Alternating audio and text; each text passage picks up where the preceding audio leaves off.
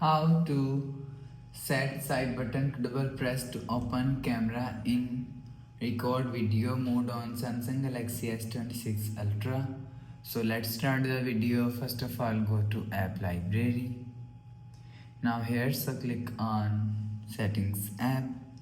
Now in setting, scroll down and click on advanced features.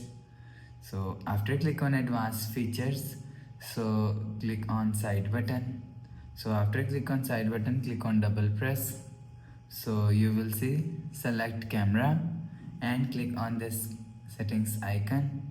So click on record video. So after click on record video, go back and just click 2 times side button and you will see video record is.